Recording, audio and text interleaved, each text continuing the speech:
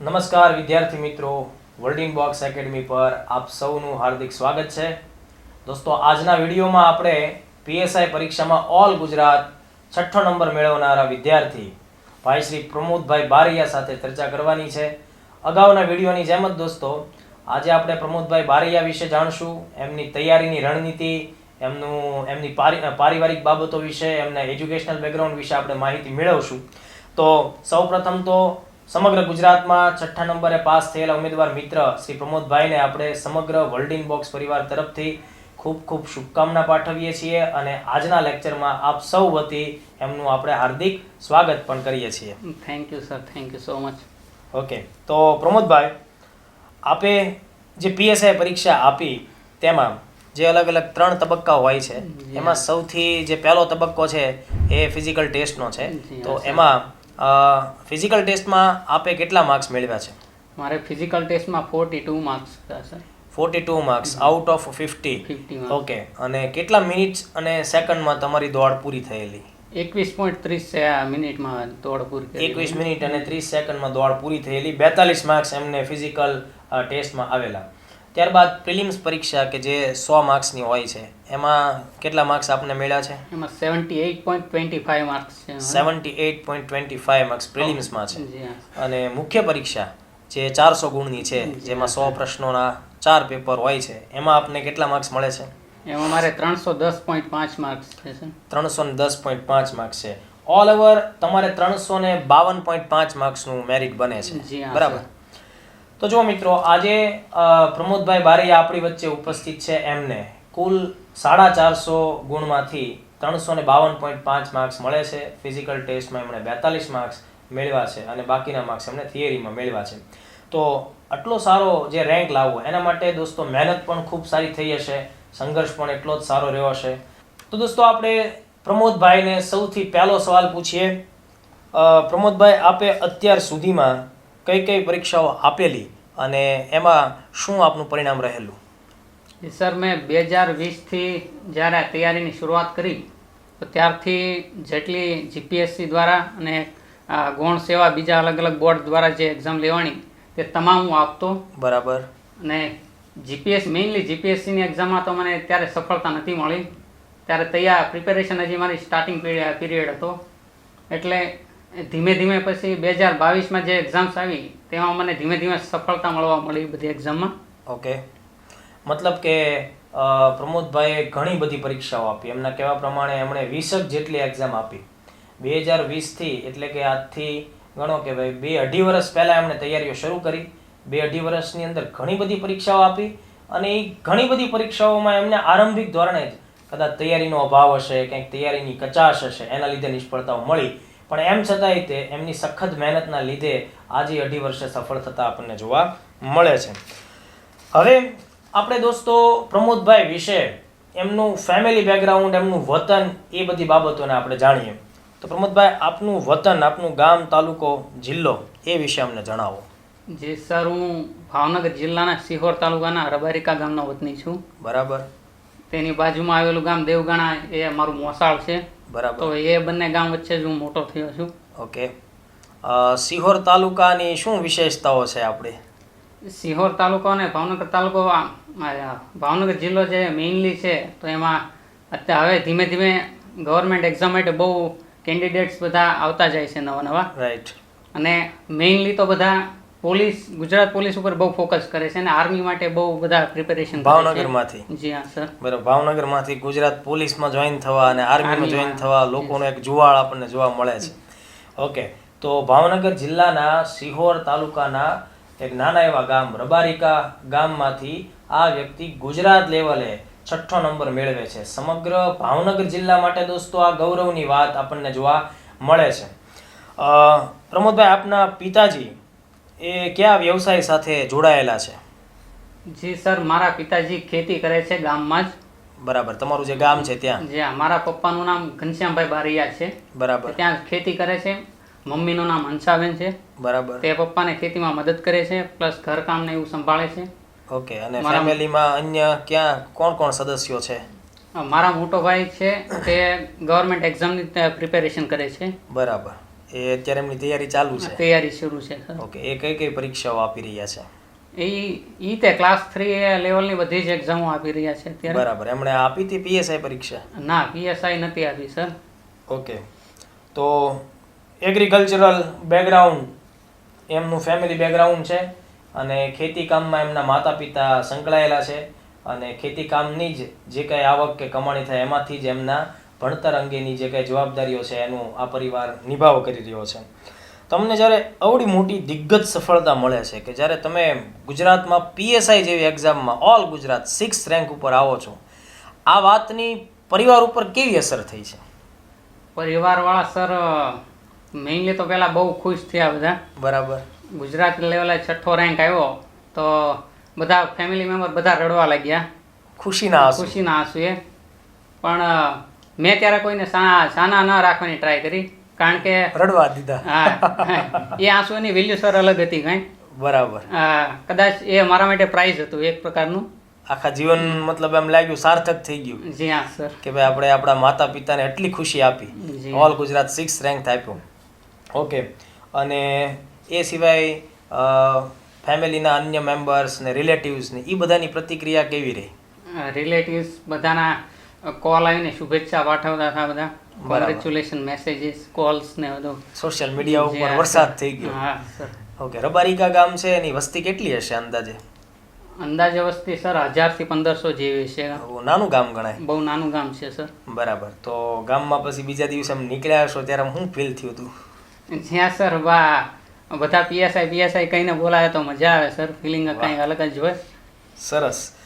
ના જો ભાઈ, આટલી મહેનતથી માત્ર વ્યક્તિ પોતે જ ગૌરવ નથી અનુભવતો, પણ સ્પર્ધાત્મક પરીક્ષામાં જ્યારે વ્યક્તિ સફળ થાય તો એનાથી આપણા માતા પિતા સફળ થાય છે, આપણું આખું ફેમિલી, આપણી આખી કમ્યુનિટી, બધા જ લોકો છે એ સફળ થતા હોય છે. તો આ એક બહુ પોઝિટિવ બાબત આપણને જોવા મળે છે, જે વારંવાર અમે વિદ્યાર્થીઓને કહેતા હોઈએ છીએ કે ભાઈ માત્ર તમે તમારી જ તૈયારી કરો છો એવું નથી, પણ તમારું રિઝલ્ટ એ તમારી બધી જ જેટલા પણ પેઢી જનરેશન્સ છે બધા સાથે સંકળાયેલું છે. હવે જુઓ, જે સવાલ મેં આગળના કેન્ડિડેટ્સ લોકોને પૂછ્યા એ તમને પૂછું છું કે આ તૈયારી દરમિયાન કેટલાક એવા વર્ગો પણ હોય છે જે તૈયારી કરતા ઉમેદવારોને બિનજરૂરી એવા સવાલો પૂછાપૂછ કરતા હોય, જેના લીધે એ લોકો નાસીપાસ થતા હોય. તો શું આવી પરિસ્થિતિમાંથી તમારે પણ પસાર થવાનું થયું હતું? જ્યાં સર પ્રિપેરેશન કરતા હોય કે સમાજમાં રહેતા હોય તો એવી નેગેટિવ ને પોઝિટિવ બાબતો તો સહજ છે. બરાબર. બધાને એવી નડતી જ હોય છે. બધા વાતું આપને કહેતા હોય કે ભાઈ તારાથી રનિંગ નહીં થાય, તારી ચેસ્ટ નહીં થાય, તારો વજન ઘટશે હવે. બરાબર. અને એમાં તો 7 વર્ષે બધા તૈયારી કરતા હોય છે. એમાં તું કઈ રીતે પાસ થાય 1-1.5 વર્ષના ગાળામાં? બરાબર. એવી રીતે નેગેટિવ બાબતો ઘણી હોય છે, પણ સર એને નિગ્લેક્ટ કરીને બરાબર આગળ વધવાનું હોય છે. જો આ કોમન ફેક્ટર છે જે તૈયારી કરતા દરેક વિદ્યાર્થીએ વધતા ઓછા અંશે એમાંથી પસાર થવાનું થતું હોય છે. આપણે આગળ જે પણ 2 કેન્ડિડેટ સાથે વાત કરેલી એમાંય આપણે આ મુદ્દો લીધેલો. તો તૈયારી કરતા દરેક વિદ્યાર્થીઓ પ્રમોદભાઈની આ વાતમાંથી એ શીખ ખાસ લેવાની કે તમને આવું બધું કહેશે કે ભાઈ તારાથી કેવી રીતે પાસ થવાશે, તું હજી હમણાં 1-2 વર્ષ પહેલા ચોપડી હાથમાં પકડીને આ ફિલ્ડમાં આવ્યો છો, 7 વર્ષ જૂની તૈયારી, 5 વર્ષ જૂની તૈયારી વાળા લોકોય છે, એ બધાની વચ્ચે તું કેવી રીતે સફળ થાય? પણ એમણે કહ્યું એ પ્રમાણે કે એમણે આ બધી બાબતોને નિગ્લેક્ટ કરી અને એના લીધે આજ એ ઓલ ગુજરાત 6th રેન્ક ઉપર છે. તો એ બદલ આપણે એને ખૂબ વિશેષ અભિનંદન પાઠવવા જોઈએ. સાથોસાથ પ્રમોદભાઈ, તમે હમણાં વાત કરી એમ કે ભાઈ તમારું ફેમિલી વ્યવસાય એ કૃષિ છે, ખેતી છે, બરાબર? તો તૈયારી દરમિયાન આર્થિક મુશ્કેલીઓનો સામનો કરવાની પરિસ્થિતિઓ આવેલી? આર્થિક પરિસ્થિતિ તો એવી મુસીબતો તો આવે જ, પણ મને ફેમિલીનો સપોર્ટ એવો હતો ઘરેથી કે મને ઘરેથી કોઈ નથી એમ ના કીધું કે તું આ ના કર. જે મને પસંદ હતું એ તેમણે કીધું કે તું કર, તમ તારે અમે પૈસાની વ્યવસ્થા ગમે ત્યાંથી કરી દે આપશું તને. બરાબર. તો તૈયારી તમે ભાવનગર શહેરમાં રહીને કરતા કે અપડાઉન કરીને કરતા? ના, હું ભાવનગર શહેરમાં જ મારા રિલેટિવના ઘરે રહેતો છું. બરાબર. મારા ત્યાં માસી રહે છે.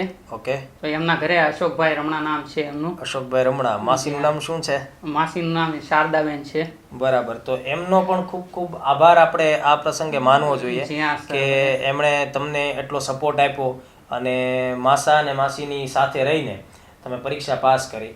તો આર્થિક સ્થિતિઓને લઈને ક્યારેય પ્રાઇવેટ ફિલ્ડમાં નોકરી કરવી કે એવી કોઈ પરિસ્થિતિ ઊભી થયેલી? જી ના સર, મારે એવી કોઈ કન્ડિશન નથી આવી કે મારે પ્રાઇવેટ જોબ લેવી જ પડે એમ.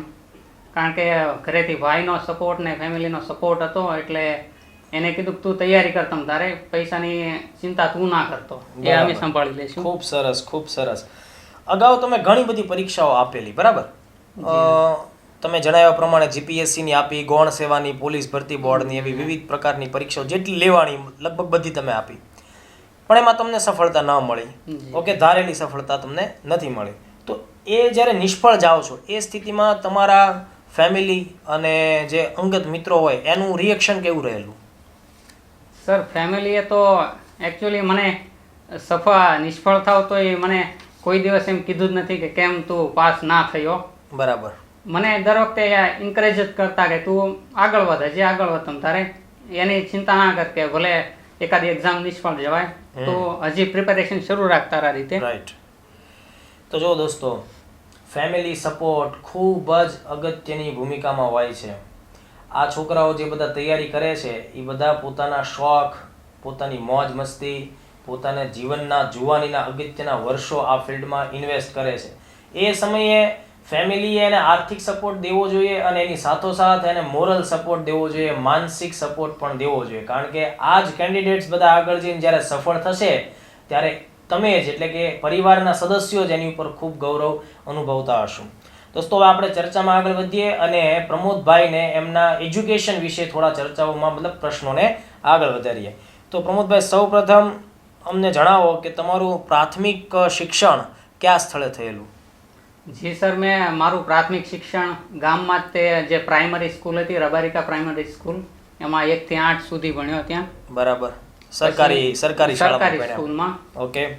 અને એ દરમિયાન તમારું એજ્યુકેશનલ આઉટપુટ એટલે કે દેખાવ અભ્યાસનો શિક્ષણ એ કેવા લેવલનું હતું પ્રાઇમરીમાં? પ્રાઇમરી લેવલમાં સર આમ તો પહેલેથી બ્રાઇટ સ્ટુડન્ટ હતો જ. બરાબર. એટલે રેન્ક સારા જ આવતા પ્રાઇમરીમાં. ઠેઠ સુધી જ્યાં સુધી ભણ્યો ત્યાં સુધી રેન્ક સારો જ હતો. બરાબર. તમારા પ્રાથમિક શાળામાં સરકારી શિક્ષણ જે મળતું એ સિવાય પછી કોઈ ટ્યુશન ક્લાસ કે એવું કંઈ રાખતા કે સ્કૂલની અંદર જે ભણાવતા એ જ ભણતા? ના સર, સ્કૂલમાં મેઇનલી તો સ્કૂલમાં તે જે ભણાવતા એ જ તે ભણતા હોઈએ, ઘરે જઈને લેસન સરખાઈ કરતા હોઈએ, બસ એ જ. બરાબર. એ સિવાય કોઈ સાંસ્કૃતિક કાર્યક્રમો કે એવામાં કોઈમાં તમે ભાગીદારી નોંધાવતા? જી હા સર, મને પહેલેથી સ્પોર્ટ્સમાં ને ડ્રામા એમાં બધામાં બહુ, સ્ટેજ પરફોર્મન્સમાં ને એમાં બહુ શોખ હતો. બરાબર. એટલે સાયન્સ ફેર હોય કે એવા કોઈ પણ કાર્યક્રમો હોય તો એમાં હું ભાગ લેવાનો ચૂકતો જ નહીં. રાઈટ.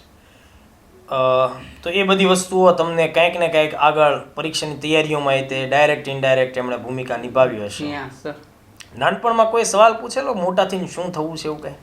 જી હા સર, એવા સવાલ તો પૂછતા જ હોય છે. એટલે ત્યારે એટલી બધી ખબર ના હોય એટલે હું તો જવાબ આપતો કે મારે એન્જિનિયર બનવું છે મોટા થઈને. બરાબર. એટલે એન્જિનિયરિંગ બન્યા પછી આમ મતલબ રાજા થઈ જવું છે એવું એ સમયે એવી ધારણા હશે? હા, એવી ધારણા હતી સર. ઓકે. માધ્યમિક શાળા એટલે કે હાઈસ્કૂલનો શિક્ષણ તમે કઈ જગ્યાએ મેળવ્યું છે? હાઈસ્કૂલનું શિક્ષણ સર અમારે ત્યાં 9th અને 10thની સુવિધા નથી ગામમાં. ખૂબ નાનું ગામ છે. એટલે બાજુના ગામમાં દેવગાણા ગામ છે બાજુનું ગામ, તો એમાં શ્રી બીબીસા હાઈસ્કૂલ છે. તો એ સરકારી સ્કૂલ જ છે. બરાબર. તો એમાંથી મેં મારું 9th અને 10th કમ્પ્લીટ કર્યું. ઓકે. એસએસસી 10મા ધોરણમાં શું રિઝલ્ટ મળવાપાત્ર બનેલું? મારે એસએસસીમાં સર 84% હતા. 84% રિઝલ્ટ. ખૂબ સરસ, ખૂબ સરસ. અને 11th-12th કઈ સ્ટ્રીમમાં પસંદ કર્યું? જે હું સર પહેલેથી જ સાયન્સ સ્ટ્રીમમાં જવા માંગતો હતો. ઓકે. એટલે ગામડામાં જનરલી એવું હોય કે સાયન્સ સ્ટ્રીમની સુવિધા ના હોય. એટલે હું ભાવનગર સિટીમાં જ પછી આવ્યો અને ત્યાં સારથી વિદ્યા સંકુલ નામની સંસ્થા છે, તો તેમાં જ મેં મારો 11th અને 12th કમ્પ્લીટ કર્યું. 11th-12th ત્યાં કમ્પ્લીટ કર્યું. ઓકે. અને એચએસસીમાં શું પરિણામ મળ્યું આપને? મારે એમાં 78% હતા. 78. ઓકે. તો મિત્રો, પ્રમોદભાઈનું એજ્યુકેશન છે તો પ્રાથમિક ધોરણ, હાઈસ્કૂલ અને 11th-12th સાયન્સ એટલે કે હાયર સેકન્ડરી, એ બધાની અંદર આપણને ખૂબ સારું એક સ્કોલર રિઝલ્ટ એમના દ્વારા મળતું જણાય છે. અને ત્યારબાદ આપ ગ્રેજ્યુએશન કયા સબ્જેક્ટ સાથે કઈ કોલેજમાંથી કરો છો? જી મેં મારું ગ્રેજ્યુએશન સર જીઈસી રાજકોટથી કર્યું છે, બીઈ મિકેનિકલમાં. બરાબર. અને મારે 7.30 CGPA હતા. ઓકે, તો એ સારું રિઝલ્ટ ગણાય છે. એન્જિનિયરિંગ પૂરું કર્યા પછી કોઈ કેમ્પસ ઇન્ટરવ્યૂ એટેન્ડ કરેલા અથવા તો પ્રાઇવેટ ફિલ્ડમાં જોબ માટે અપ્લાય કરેલી? જે સર ત્યારે ઈચ્છા હતી પ્રાઇવેટ જોબમાં જવાની, બરાબર.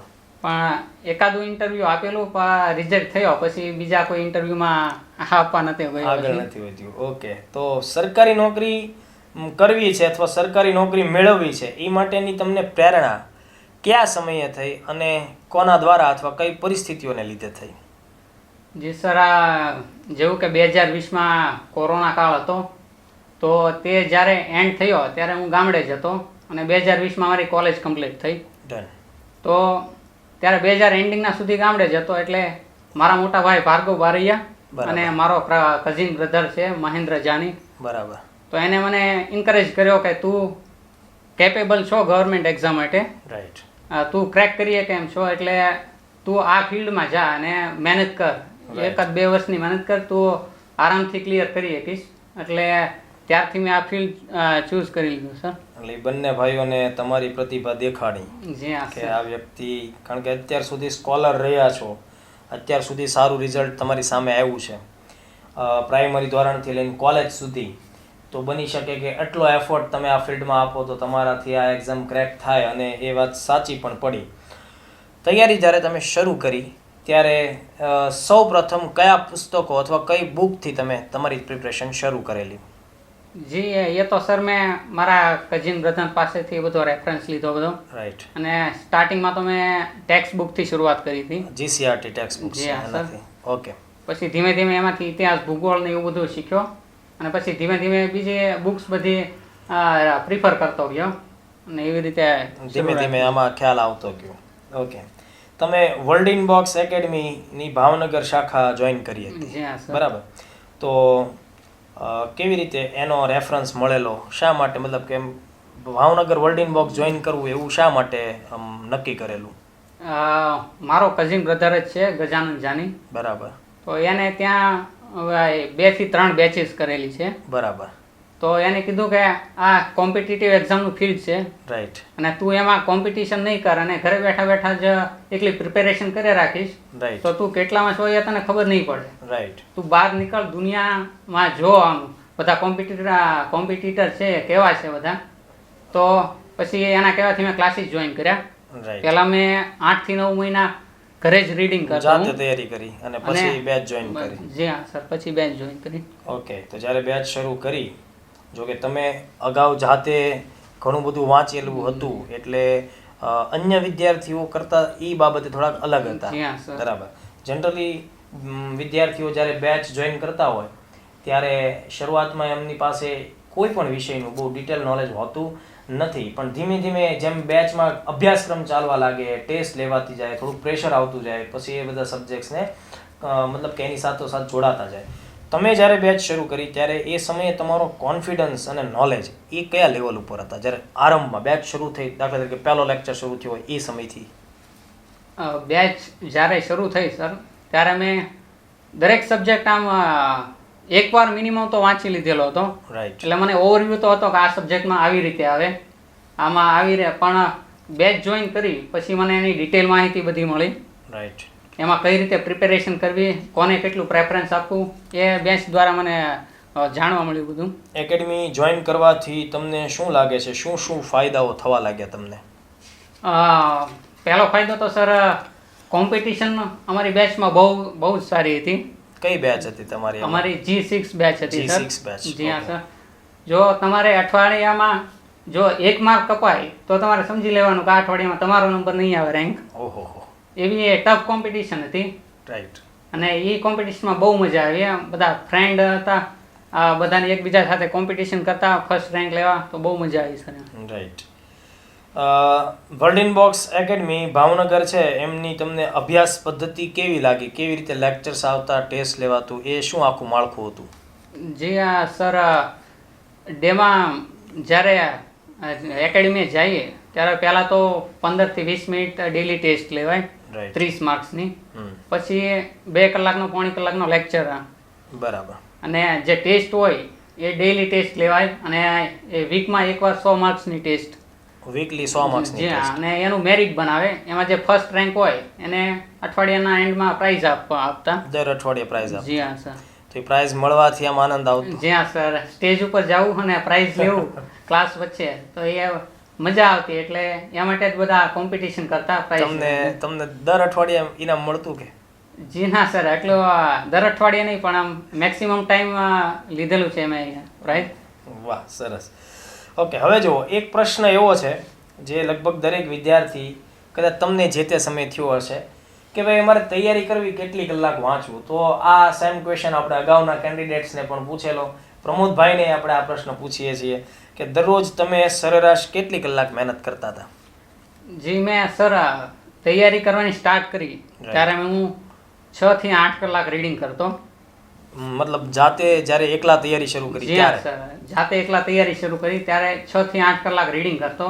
રાઈટ. તો સ્ટાર્ટિંગમાં એવું તો આ ફિલ્ડ મારા માટે નવું હતું, તો બધું ઇતિહાસ ને બધું મગજમાં ભરાવા મળતું, બધું આમાં સમજાતું બંધ થઈ જતું, હેંગ થઈ જતું મગજ, એમ કહી શકીએ. રાતે સૂતા હોય તો એના સપના પણ આવતા સર, ઇતિહાસના ને એના. તો સપનામાં મતલબ કયો કાળ આવતો તો સપનામાં? કાળ તો નહીં સર, સામા લડાઈઓ હાલતી હોય એવું બધું. તો જો દોસ્તો, હું તમને અટકાવું છું આ બાબતે. જ્યારે કોઈ વ્યક્તિ એટલા ડેડિકેશનથી ભણે છે કે જે આખા દિવસ દરમિયાન જે ફેક્ટ્સ દિમાગમાં ફરે છે એ વસ્તુ રાતે એની સામે આવે છે. દોસ્તો, આ લેવલે પહોંચાય ને ત્યારે ખાખીમાં 6ઠ્ઠો નંબર લાગે. એમ નામ ગુજરાતની અંદર ટોપ 10 ની અંદર આપણા નામ નોંધી ન શકાય. બરાબર, આ લેવલનું ડેડિકેશન. વ્યક્તિ જાતે શરૂઆતથી 8-9 કલાક વાંચે છે. અને અહીંયા તો આપણે જોતા હોય કે તૈયારી શરૂ કર્યાના, બેચ ચાલુ કર્યાની અડધી બેચ પત્યા પછી તે ભાઈને 7 કલાક ભેગી નથી થતી. એટલે આ બધો ડિફરન્સ છે દોસ્તો, કે એ વ્યક્તિ ધારે તેમ કે મેં તો હજી ક્લાસ નથી જોઈન કર્યા, મેં હજી જાતે એકલા વાંચ્યું, તો હું 2 કલાક વાંચું ઇનફ થાય. પણ એની જગ્યાએ એની જે પરિસ્થિતિઓ હતી, પરિવારના સદસ્યો હતા, એટલે એ જાતે તૈયારી કરે છે, એમાં 8-9 કલાક વાંચે છે. આ સૌથી બિરદાવા જેવી બાબત આપણી સામે દોસ્તો આવે છે. તો યસ, તો પછી ધીમે ધીમે કેટલી કલાકો સુધીનું રીડિંગ કામ પહોંચ્યું તમારું? પછી સર જ્યારે આમ બધું નોર્મલ લાગવા મળ્યું અને ફિલ્ડમાં જેમ સેટ થતો ગયો તેમ રીડિંગ ડેઈલી વધારતો ગયો. અડધી કલાક વધારવું, મારે શિડ્યુલ હોય ડેઈલી, તો એમાં અડધી કલાક એડ કરવું, 1 કલાક એડ કરવું. એવી રીતે હું છેલ્લે જ્યારે મારા પીક પોઈન્ટ ઉપર હતો ત્યારે હું 10 થી 12 કલાક રીડિંગ કરતો. 10 થી 12 કલાક એટલે દિવસનો અડધો સમય તમે જી હા એજ્યુકેશનને ડેડિકેટ કરતા. ખૂબ સરસ. આ તૈયારી દરમિયાન તમને તમારા મિત્રોની કેવી મદદ મળી? સાથે તૈયારી કરતા હોય એવા કેવા મિત્રો આમાં તમારી સાથે હતા? મિત્રોની સર ખૂબ મદદ મળી મને. જ્યારે હું ક્લાસીસ કરતા ત્યારે લેક્ચર પૂરો થાય તો પછી લેક્ચરના એન્ડમાં અમે ચા પીવા જઈએ સાથે. બરાબર. તો રસ્તામાં આવતા ડિસ્કશન કરતા જઈએ બધું. બરાબર. એને કોઈ ડિફિકલ્ટી હોય તો તેઓ મને પૂછે, મને કોઈ હોય તો હું તેમને પૂછું. બરાબર. એ ડિફિકલ્ટી સોલ્વ કરતા, પ્લસ મજાક મસ્તી કરતા એવી રીતે ટાઈમ સ્પેન્ડ કરતા સાથે. બરાબર. કોણ હતા એ મિત્રોમાં તમારી સાથે? મિત્રોમાં સર કેયુરભાઈ હતા, પછી નિલેશભાઈ હતા, નરોત્તમભાઈ અને બીજા ઘણા મિત્રો હતા. બરાબર. જે તમે બધા સાથે ગ્રુપમાં એકબીજાની સાથે હરીફાઈ કરતા અને મનોરંજન કરતા. તો એ હકીકતની વાત છે દોસ્તો. આ ફિલ્ડની અંદર સારા મિત્રોનો સંગાત ખૂબ એટલે ખૂબ જરૂરી છે, જે તમને મોટિવેટ પણ કરતા રહે, જે તમને નવું શીખવતા પણ રહે, અને જે તમારી સાથે તમારી તૈયારીમાં દરેક ડગલે તમારો સાથ આપવા માટે કટિબદ્ધ હોય. તો આવા મિત્રો જો તમારી પાસે નથી તો વહેલી તકે સારા મિત્રોને શોધો આ ફિલ્ડમાં. ઓકે, નેક્સ્ટ ક્વેશ્ચન આપણે જોઈએ તો તૈયારી દરમિયાન કયા વિષયો તમને પ્રમાણસર થોડા અઘરા લાગેલા અને કયા વિષયો તમને પ્રમાણસર થોડા સહેલા લાગેલા? એકચ્યુઅલી મને આમ કહું તો એકે વિષય મને એવો અઘરો લાગ્યો નહોતો કાંઈ. બરાબર. પણ આમ તૈયાર કરવા માટે હાર્ડ કહી શકાય કે ઇંગ્લિશ હતું તો એ તૈયાર કરવા માટે થોડું હાર્ડ પડે. બરાબર. પછી મેથ્સ રીઝનિંગ હોય તો એને થોડું જોવું પડે તેમાં. બરાબર છે. એ સિવાય પછી આ ફેક્ટ્સ વાળા જે વિષયો છે GS ના, હિસ્ટ્રી, ભૂગોળ, બરાબર, પછી બંધારણ છે, વારસો છે, સાહિત્ય છે, એની શું રણનીતિ રાખેલી તૈયાર કરવામાં? એમાં સર તો જેમ જેમ રીડિંગ કરતો ગયો તેમ બધું આવડતું ગયું. ગયું. હા, એટલે એમાં કોઈ ડિફિકલ્ટી નડી નહીં. અને તે તો રીડિંગના જ વિષયો છે. જેમ તમે રીડિંગ કરતા જાઓ એમ તમને આવડતું જાય. તમને ખબર પડે કે આમાં કેટલું મારે વાંચવાનું છે, કેટલું આને મહત્વ દેવાનું છે, એ બધી ખબર પડતી ઈ જાય. કોના આધારે તમને ખ્યાલ આવ્યો કે આમાંથી મારે એટલું નથી વાંચવાનું અને આટલું મારે ખાસ ધ્યાનથી વાંચવાનું છે? એ માર્ગદર્શન કેવી રીતે મળ્યું? એ તમે સર લાસ્ટ જે એક્ઝામ્સ હોય એમાં પૂછાયેલા ક્વેશ્ચન્સ ને એવું તમે જુઓ, પછી તમારું રીડિંગમાં ડેડિકેશન સારું હોય તો તમને ઓટોમેટિકલી ખબર પડી જાય કે આને મહત્વ દેવા જેવું છે, આને મહત્વ દેવા જેવું નથી. આ જરૂરી તથ્ય છે અને આ એવા ફેક્ટ છે જે બિનજરૂરી હોય છે. ઓકે, જો દોસ્તો, આ ફિલ્ડમાં વિદ્યાર્થીઓએ ખાસ સમજવા જેવું, નોંધવા જેવું અને એને અનુસરણ કરવા જેવી બાબત છે એ બિનજરૂરી ફેક્ટ્સથી બચવાનું છે. બિનજરૂરી તથ્યોથી બચો અને જે જરૂરી બાબતો છે એની ઉપર ફોકસ કરો અને એનું વારંવાર પુનરાવર્તન કરો. આ વસ્તુ ફેકલ્ટીઓએ સમજવાની છે અને વિદ્યાર્થીઓએ સમજવાની છે. ઘણી બધી વખત ફેકલ્ટીઓ બિનજરૂરી બાબતોની ચર્ચાઓમાં વિદ્યાર્થીઓને એવા વંટોળે ચડાવતા હોય છે કે એ પરીક્ષાલક્ષી ચર્ચા નથી રહેતી, એ બસ એક પ્રકારની ડાયરા ટાઈપ ચર્ચા થઈ જતી હોય છે. તો બંને પક્ષોએ આ બાબતમાં ખાસ બચવાનું છે. ઓકે, અંદાજે તમે દરેક વિષયોનું કેટલી વખત રીડિંગ કરેલું અથવા તો એનો અભ્યાસ પૂર્ણ કરેલો? સર મેં આમ કોઈ ગણતરી તો નથી કરી, પણ એક વિષય મારે કમ્પ્લીટ થયો હોય તો હું શિડ્યુલ વાઇઝ વાંચતો કે દિવસમાં 1.5 કલાક આ સબ્જેક્ટ, 1.5 કલાક આ સબ્જેક્ટ, એવી રીતે હું ગોલ સેટ કરતો કે એટલા ટાઈમમાં મારે આ વિષય કમ્પ્લીટ કરવાનો છે એકવાર વાંચીને. બરાબર. તો એવી રીતે બધા સબ્જેક્ટ પૂરા થઈ જાય તો ફરી પાછો જે પહેલો સબ્જેક્ટ હોય એ હું ફરી પાછો વાંચવાનું શરૂ કરતો રીડિંગ. ઓકે, ક્યારે એવું બનતું કે તમે જે દિવસના ગોલ સેટ કરો એ પ્રમાણે કામ ન થાય એવું બનતું? જ્યાં સર એવું ઘણીવાર બનતું કે ગોલ સેટ કર્યો હોય તો એ પ્રમાણે ના થાય. તો એ સમયે આમ પોતાની ફિલિંગ કેવી રહેતી તમારી? ફિલિંગ તો એમ જ રહેતી કે સર થોડો વધારે ટાઈમ બીજે ક્યાંથી એડજસ્ટ કરીને ગમે તેમ પૂરું કરવું રીડિંગ પર. બરાબર. પછી એવું ક્યારે થતું, મતલબ અઠવાડિયામાં એવું કેટલી વખત બનતું કે તમે જે ટાર્ગેટ કે ગોલ સેટ કર્યો એ પ્રમાણે કામ ન થયું હોય એવા કેટલા દિવસ રહેતા? ઘણીવાર એવું સર બનતું કે 1.5 કલાક ધારી હોય તો એમાં નક્કી હોય કે આ 10 પેજ તો કમ્પ્લીટ કરવા જ છે મારે, પણ એમાં ન થતા હોય તો એ પછી વળતા દિવસે હું ટ્રાય કરતો કે એને કવર કરી શકું. બરાબર. મતલબ ક્યારે નાસીપાસ નથી થયા? ના સર, નાસીપાસ કોઈ દિવસ નથી. બરાબર છે, ખૂબ સરસ. ઓકે, પ્રમોદભાઈ, તમારા દૃષ્ટિકોણથી, તમારા મંતવ્ય મુજબ સ્પર્ધાત્મક ક્ષેત્રમાં પુનરાવર્તન એટલે કે રિવિઝનનું શું મહત્વ છે? રિવિઝનનું ખૂબ જ મહત્વ છે સર આ ફિલ્ડમાં. આ રિવિઝન ખૂબ જ ઇમ્પોર્ટન્ટ છે, કારણ કે સબ્જેક્ટ તમે રિવાઇઝ નહીં કરો તો તમે તરત એ ભૂલી જશો. જીકે અને બીજા બધા સબ્જેક્ટ છે તો એમાં રિવિઝન ખૂબ જ જરૂરી છે. તો હું એવી રીતે કરતો કે કોઈ મોટો સબ્જેક્ટ હોય, ઇતિહાસ ને એવું, તો એકવાર કમ્પ્લીટ થઈ જાય પછી અમુક ટાઈમ પછી પાછો આખો રિવિઝન કરવા માટે લેતો. અને બીજા કોઈ સબ્જેક્ટ હોય જેવા કે ગુજરાતીના શબ્દો કરવાના છે મારે કે ઇંગ્લિશના વર્ડ્સ કરવાના છે, તો એ હું ડેઇલી બેઝિસ ઉપર એનો રિવિઝન કરતો કે આજે 10 મેં શબ્દો તૈયાર કર્યા છે તો કાલે જ્યારે હું પાછો રીડિંગ કરવા બેસું ત્યારે એ 10 શબ્દો હું પહેલાં જોઈ લઉં. બરાબર. અને ત્રીજા દિવસે જ્યારે બેસું ત્યારે જે આ 20 શબ્દો હોય પહેલા 2 દિવસના એ ફરી પાછા રિવાઇઝ કરું. એમ ડેઇલી બેઝિસ ઉપર રિવિઝન. વાહ, ખૂબ સરસ. દોસ્તો, રિવિઝનની એક નવી પદ્ધતિ આપણને મળે છે કે ભાઈ પ્રમોદભાઈ પોતાની રિવિઝનમાં પાછળ જેટલું વાંચતા જાય છે એને તે જ્યારે રિવિઝન કરવા બેસે છે ત્યારે ધ્યાનમાં લે છે. હું તમને બીજી એક બાબત જણાવું દોસ્તો, મેડિકલના જેટલા પણ કોર્સ હોય છે ને એમાં વિદ્યાર્થીઓને બીજા વિષયો કરતાં મેડિકલનો અભ્યાસ થોડોક અલગ પડે. પહેલા વર્ષની અંદર એને જે ભણવામાં આવે, બરાબર, એ સામાન્ય વિષયોમાં આપણને બીજા વર્ષે નથી પૂછવામાં આવતું. બીજા વર્ષમાં જે ભણવામાં આવે એ જ આપણને બીજા વર્ષમાં એમાંથી જ પ્રશ્ન પૂછાતા હોય. ત્રીજા વર્ષમાં આપણે ભણતા હોય ત્યારે આપણે એ પાછળના 2 વર્ષનું યાદ નથી રાખતા, બરાબર. ચોથા વર્ષમાં ભણતા હોય ત્યારે આપણે પાછલા 3 વર્ષનું યાદ નથી રાખતા. પણ મેડિકલ એવી બ્રાન્ચ છે કે જેની અંદર તમે પહેલા વર્ષે જે ભણો ને એમાંથી તમને છેલ્લા વર્ષના છેલ્લા દિવસે પેપરમાં પ્રશ્ન આવે. મતલબ તમારો અભ્યાસક્રમ સતતપણે વધતો જાય તો જ તમે સારા ડૉક્ટર બની શકો. એમ સેમ હિયર અહીંયા પ્રમોદભાઈ એવી થિયરી અપનાવે છે કે જેમ જેમ પાછલું ચાલતું જાય છે બધાનું રિવિઝન કરતા જાય છે. આ જ વસ્તુ અમે લોકોએ એકેડમીમાં દરેક વિદ્યાર્થીઓને કીધી છે કે જેમ જેમ સબ્જેક્ટ આગળ વધતો જાય છે એમ એમ તમારે એનું સમયાંતરે વારંવાર 2 લેક્ચર ભણો તો 2 લેક્ચરનું રિવિઝન કરીને ત્રીજા લેક્ચરમાં આવો. તમે ઓલરેડી 5 લેક્ચર ભણી ચૂક્યા હો તો છઠ્ઠા લેક્ચરમાં આવો છો ત્યારે આગળના 5 લેક્ચરનું એકવાર જે ક્લાસ નોટ છે એને રિવાઇઝ કરીને આવો. તો પ્રમોદભાઈની રિવિઝનની પદ્ધતિ ગુજરાતભરના ઉમેદવારોએ ખાસ સમજવી પડશે અને એને ફોલો કરવી પડશે. રિવિઝન છે દોસ્તો તો આ જ રિઝલ્ટ છે, એ બાબતને આપણે ખાસ ધ્યાનમાં રાખશું. નેક્સ્ટ ક્વેશ્ચન મારો છે એ ટેસ્ટ ને રિલેટેડ છે, જે ઓલરેડી તમે કીધું કે ભાઈ તમે વીકલી ડેલી બધી ટેસ્ટ આપતા હતા. તો કોઈ પણ એક્ઝામ પહેલા મોક ટેસ્ટ વિશે તમારો શું અભિપ્રાય છે?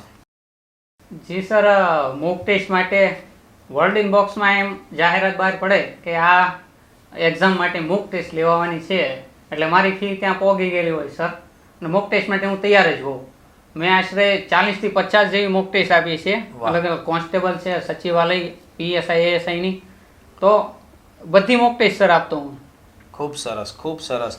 તો જો દોસ્તો, મોક ટેસ્ટનું કેટલું મહત્વ છે એ તમને દરેક ટોપર્સ વિદ્યાર્થી જણાવશે. મોક ટેસ્ટ આપવાથી જ તમે તમારી નબળાઈઓને જાણી શકશો. એ એક પ્રકારનો તમને એક સંકેત છે કે તમારા કયા વિષયો નબળા છે, વિષયોમાં પર્ટિક્યુલર કયા ટોપિક તમને નથી આવડતા. તો એને જાણવાનો એક જ રસ્તો છે કે કોઈ પણ એક્ઝામને ટાર્ગેટ કરીએ, એ સ્પેસિફિક ટાર્ગેટેડ એક્ઝામ છે એના ચોક્કસ પેપર્સને આપણે સોલ્વ કરવા જોઈએ. તો આમણે પ્રમોદભાઈ 6ઠ્ઠો નંબર મેળવે છે પીએસઆઈમાં. 40 થી 50 અલગ અલગ ટોટલ પેપર સોલ્વ કર્યા છે અને પછી આ ક્ષેત્રમાં અહીંયા સુધી પહોંચ્યા છે. ખૂબ સરસ. હવે આપણે પ્રમોદભાઈને પીએસઆઈ પરીક્ષાના જે અલગ અલગ તબક્કાઓ છે એમના વિશે થોડા પ્રશ્નો પૂછીએ. તો સૌથી પહેલા રનિંગમાં પ્રમોદભાઈ તમે જણાવ્યું પ્રમાણે તમારે 42 માર્ક્સ છે, બરાબર? તો રનિંગ અંગે કેટલા મહિનાની પ્રેક્ટિસ કરી અને એ અંગેની શું આપની રણનીતિ રહી? જે રનિંગમાં સર મેં આશરે 1 યર જેવી પ્રેક્ટિસ કરી છે સર. ડિસેમ્બર ટુ ડિસેમ્બર 2020માં મેં સ્ટાર્ટ કર્યું હતું અને ડિસેમ્બર 2021માં એક્ઝામ હતી રનિંગની. તો ત્યાં સુધી મેં સર કોઈ દિવસ એવો નહોતો કે હું રનિંગ કરવા ના ગયો હોઉં.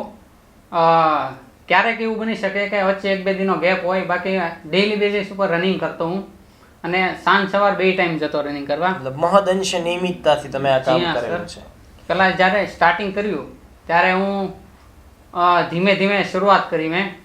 તો ત્યાં થોડું થોડું દોડતો, પહેલાં 1 કિલોમીટર, 2 કિલોમીટર, 3 કિલોમીટર એવી રીતે ધીમે ધીમે 5 કિલોમીટરે પહોંચ્યો. પછી ધીમે ધીમે ઇન્ક્રીઝ કરતો ગયો. ખબર જ હતી કે 5 કિલોમીટર દોડવાનું છે, પણ કેપેસિટી વધારવા માટે હું 7 થી 8 કિલોમીટર દોડતો સર. અને ત્યાં એવું ક્યારેક એવું થાય કે ગ્રાઉન્ડ ના મળે ક્યાંય તો રોડ ઉપર દોડતા સર અમે. બરાબર. અને સવારમાં આ લોંગ રનિંગ કરતા હોય તો સાંજે ખાલી 1-8 કિલોમીટરની સ્પ્રિન્ટ મારતા સર. બરાબર. એટલે બંને ટાઈમ દોડતા? જી હા સર. ઓકે. અને 5 કિલોમીટરનો ટાર્ગેટ હતો, તો 5 કિલોમીટરના ટાર્ગેટને ચેઝ કરવા માટે એમણે 7 થી 8 કિલોમીટરના રનિંગની પ્રેક્ટિસને મતલબ કે એને મીડિયમ બનાવ્યું કે ભાઈ આપણે એટલું દોડશું તો આપણે ઇઝીલી 5 કિલોમીટર દોડી શકશું. ગ્રાઉન્ડ નથી મળતું તો ઘરે આવીને સુઈ નથી જતા, કાલો યાર આ દોડવું હતું, ગ્રાઉન્ડ નથી મળ્યું. એમણે કીધું ગ્રાઉન્ડ નથી મળતું તો રોડ ઉપર પણ દોડતા, પણ આ રીતે પણ એમને રનિંગનો ટાર્ગેટ ચેઝ કર્યો. ઓકે. પ્રિલિમ્સ પરીક્ષામાં તમારે કેટલા માર્ક્સ છે? પ્રિલિમ્સમાં મારે સર 78.25 માર્ક્સ હતા. ઓકે. અને એના માટે કોઈ વિશેષ રણનીતિ અપનાવેલી? એના માટે સર વિશેષ તો હું મેથ્સ રિઝનિંગ ખબર જ હતી કે પીએસઆઈની એક્ઝામ છે, જૂના પેપર જોયા તો એમાં મેથ્સ રિઝનિંગને એને વધારે ઇમ્પોર્ટન્ટ આપેલું હતું. તો મેથ્સ રિઝનિંગ કર્યું, પ્લસ જીકેની બુક, જીકે પ્રિફર કર્યું, ઇતિહાસને એવું બધું. તો થઈ ગયું સર, એમાં કોઈ ડિફિકલ્ટી બહુ જાજી ના. મતલબ જૂના પેપર્સનો અભ્યાસ અને એનું જે એનાલિસિસ છે એનાથી તમે એ રણનીતિ બનાવી શક્યા કે ભાઈ આમાં આપણે મેથ્સ રિઝનિંગ ઉપર ફોકસ કરવું જ પડશે, કારણ કે પોલીસ ભરતી બોર્ડે છેલ્લા પરીક્ષાઓમાં રિઝનિંગને વધારે ઇમ્પોર્ટન્સ આપેલું છે.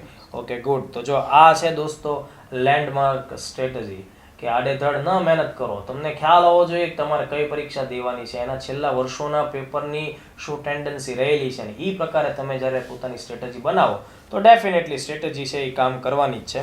ઓકે. તો હવે જો એક અગત્યનો પડાવ હોય છે પીએસઆઈમાં મુખ્ય પરીક્ષા. ઓકે. મુખ્ય પરીક્ષામાં 4 પેપર દોસ્તો આવે છે. એક પેપર ગુજરાતી ઉપર હોય છે, એક અંગ્રેજી ઉપર, એક કાયદા ઉપર અને એક જીકે અથવા સામાન્ય અભ્યાસનું પેપર રહેવાપાત્ર બનતું હોય છે. આ બધા જ પેપર છે એ 100 ગુણના હોય છે. તો સૌથી પહેલા આપણે પ્રમોદભાઈને પૂછીએ, ગુજરાતી વિષયમાં 100માંથી તમારે કેટલા માર્ક્સ રહ્યા છે?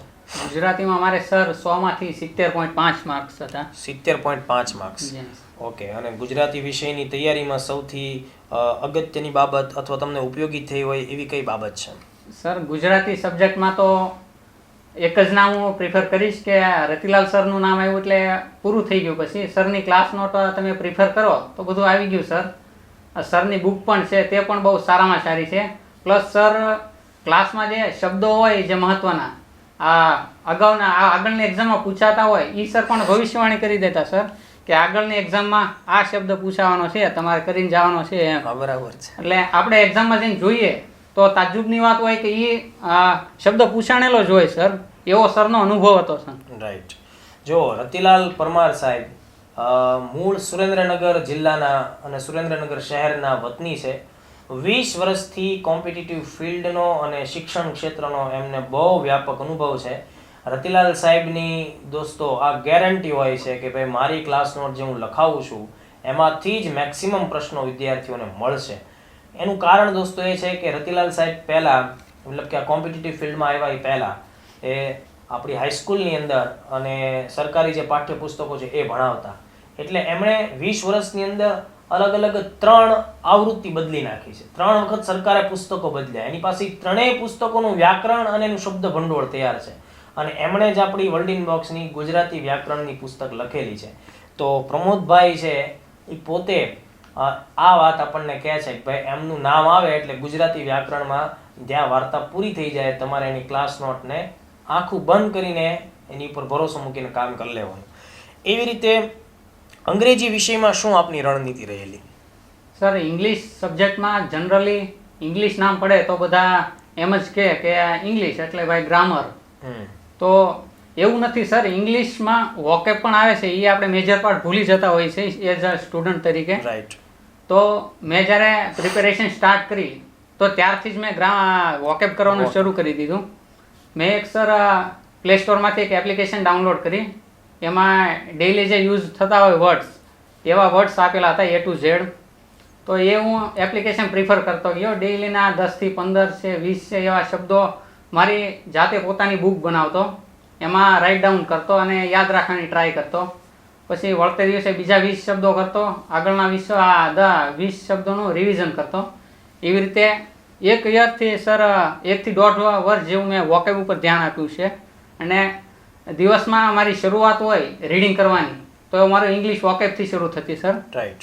દિવસની પહેલી 1 થી 1.5 કલાક હું ઇંગ્લિશ વોકેબને જ આપતો સર. રાઈટ. કેટલા માર્ક્સ અંગ્રેજી વિષયમાં થાય છે પીએસઆઈ? મારે ઇંગ્લિશ સબ્જેક્ટમાં 83.75 માર્ક્સ થાય છે. ખૂબ જ સરસ. મિત્રો અંગ્રેજીથી જ્યારે આખું ગુજરાત ભાગી રહ્યું છે ત્યારે આ વ્યક્તિ 6ઠ્ઠા નંબરે પહોંચે છે એ 83 માર્ક્સ 100માંથી લઈ આવે છે. એની પાછળ સતત 1.5 વર્ષનું અંગ્રેજી વિષયને ડેડિકેશન જે એમણે આપ્યું છે, જે ખંતથી એમણે રોજ સવારે ઉઠીને ઇંગ્લિશ પકડ્યું છે, બરાબર, એ આખી બાબત છે એ ખરેખર બિરદાવવાને લાયક છે. કાયદો એક અગત્યનો વિષય. તો પ્રમોદભાઈ દર્શક મિત્રોને જણાવો કે તમે કાયદાની તૈયારી કેવી રીતે કરેલી? જી મેં સર વર્લ્ડ બોક્સમાં જનરલ બેચ શરૂ કરેલી. તો એમાં કાયદો સબ્જેક્ટ તો ભણાવતા નહીં એટલે કાયદો હું જાતે તૈયાર કરતો. અને પ્રિલિમ એક્ઝામ આપી તે પહેલાં હું જે બીજા 3 કાયદા જે કોન્સ્ટેબલ છે એ સિવાયના પણ હું કરવા માંડ્યો હતો ધીમે ધીમે. અને જે મહત્વની કલમો હોય એ જ હું યાદ રાખવાની ટ્રાય કરતો. બાકી વધારાની કલમો મગજમાં ના નાખતો ખોટી. અને એનું રિવિઝન વારંવાર કરતો હું. એના ચેપ્ટરનું હોય તો પ્રકરણ નંબર 1 લખીને મગજમાં જ તે આઈડિયા લગાવતો કે આ ચેપ્ટર આના વિશે છે અને કલમ લખતો જતો અને માઇન્ડમાં એનું રિવિઝન કરતો જતો સર કે આ કલમ આના વિશે અને આમાં આવા ફેક્ટ્સ આવે છે. રાઇટ ડાઉન ના કરતો, ખાલી એનો ક્રમ જ લખતો, કલમ 1 કલમ 2 એવી રીતે. કાયદો જાતે તૈયાર કર્યો? જી હા સર. કાયદો એકદમ જાતે તૈયાર કર્યો સર. જો દોસ્તો પ્રિલિમ પરીક્ષા આપવા જાય છે એ પહેલા પ્રમોદભાઈ મુખ્ય જે 3 કાયદા છે એનો અભ્યાસ તો કરે જ છે, પણ સાથોસાથ માઇનર એક્ટ છે એમની પણ પ્રિપરેશન જાતે જ તૈયાર કરે છે. આ બાબત સમજો. એટલી એડવાન્સ લેવલની પ્રિપરેશન જોઈએ ત્યારે આપણી સારી રેન્ક આવે. એવું નહીં કે આપણે પહેલા પ્રિલિમ પાસ તો થઈએ, જો પ્રિલિમ પાસ થાય તો આપણે મેઇન્સ આવે અને તો આપણે કાયદો કરીએ, બરાબર? નહીંતર આપણે અત્યારથી કરશું તો આપણે કે દિવસે એનો ઉપયોગ કરશું. તો આ માનસિકતા જે છે દોસ્તો એ જકડી રાખે છે, એ આળસ જકડી રાખે છે, આયોજનનો અભાવ છે એ જકડે છે અને એના લીધે કંઈક ને કંઈક આપણે ખરેખર અંદર ક્ષમતા હોવા છતાંય તે પાસ નથી થતા હોતા. અને કાયદામાં આપને કેટલા માર્ક્સ મળ્યા છે? કાયદામાં મારે સર 84.75 માર્ક્સ 84.75 મારા પર્સનલ હાઈએસ્ટ માર્ક કાયદામાં છે તમારે. ચારેય વિષયોમાં સૌથી વધુ માર્ક્સ એમને કાયદા વિષયમાં મળે છે. Okay, good. અને જીએસ માટે આપની શું રણનીતિ રહેલી? જીએસમાં તો સર જે પ્રિલિમ એક્ઝામ માટે તૈયારી કરી હતી તો એના માટે કોઈ વિશેષ તો નહોતું, પણ જે પહેલાં કરેલું હતું એ જ રિવાઇઝ કરવાનું હતું, એટલે એમાં કોઈ વાંધો નહોતો આવ્યો સર કાંઈ. ઓકે, તો ખૂબ સરસ. આપનું બોર્ન યર 1999માં છે સર. 1999. એટલે દોસ્તો સમજો કે 23 વર્ષની ઉંમરે વ્યક્તિ પોલીસ સબ ઇન્સ્પેક્ટર જેવા પદ ઉપર પોતાની જાત મહેનતથી પહોંચે છે. ખેડૂત પરિવારમાંથી આવે છે, આર્થિક સ્થિતિઓનો સામનો કર્યો છે, જાતે મહેનત કરે છે, રિલેટિવ્સને ત્યાં રહીને મહેનત કરે છે. તો આ બધા જ માહોલની અંદર એ માણસ રહે છે અને ભાવનગર જેવા શહેરમાંથી આખા ગુજરાતમાં 6ઠ્ઠા નંબરનો ઝંડો છે એ હાથમાં પકડે છે. તો દોસ્તો ખરેખર બિરદાવા જેવું મને એમની અત્યાર સુધીની સફર અને કારકિર્દી લાગે છે. અંતે આપણે પ્રમોદભાઈને પૂછીએ કે એ તૈયારી કરતા બાકીના ઉમેદવારો છે એમને એમના વતી શું સંદેશો પાળવા માગે છે? વિદ્યાર્થી મિત્રોને તો હું એટલું જ કહેવા માંગીશ કે ઘણા વિદ્યાર્થી મિત્રો એવા હોય છે કે કોઈ એક પર્ટિક્યુલર એક્ઝામમાં ફેલ થાય છે કે ઓછા રિઝલ્ટ બને છે એનું, તો એ તરત સ્ટ્રેસમાં આવી જાય છે અને નિરાશ થઈ જાય છે અને તૈયારી કરવાનું મૂકી દે છે અને 1 થી 2 મહિના તો એ ડિપ્રેશનમાં રહે છે સર. એ આગળની એક્ઝામ વિશે વિચારતા રહે છે, એટલે એ ડિપ્રેશન એ તમારો ટાઈમ વેસ્ટ કહેવાય સર. બરાબર.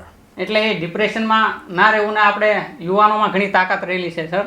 વાહ. આપણા ભારત દેશનો યુવાન હોય તો 30 વર્ષનો એક યુવાન અમેરિકાની ધર્મસભા જે હોય તો એને હલાવવાની તાકાત રાખે છે સર, સ્વામી વિવેકાનંદજી. વાહ. હું એમને ફોલો કરું છું સર. વાહ. તો યુવાનીમાં ઘણી તાકાત છે, તો આપણે બધાને સારી રીતે પ્રિપેરેશન કરવાની છે, હાર નથી માનવાની. અને રતિલાલ સરનું ક્લાસમાં અવારનવાર એક વાક્ય કહેતા હોય છે કે શૂરવીરો ક્યારેય થાકતા નથી. તો બી ધેટ શૂરવીર, આપણે બધા શૂરવીરો છે, થાકવાનું નથી સર કોઈ દિવસ. બરાબર. એટલે પ્રિપેરેશન કરતા રહ્યો તમારી રીતે અને બેસ્ટ ઓફ લક તમને બધાને. ઓકે, તો મિત્રો શૂરવીર બનવાની વાત કરી છે પ્રમોદભાઈએ કે ભાઈ બહાદુર બનો, પોતાની અંદર જે ઉર્જા છે એને ઓળખો, પોતાની જાત ઉપર ભરોસો રાખો.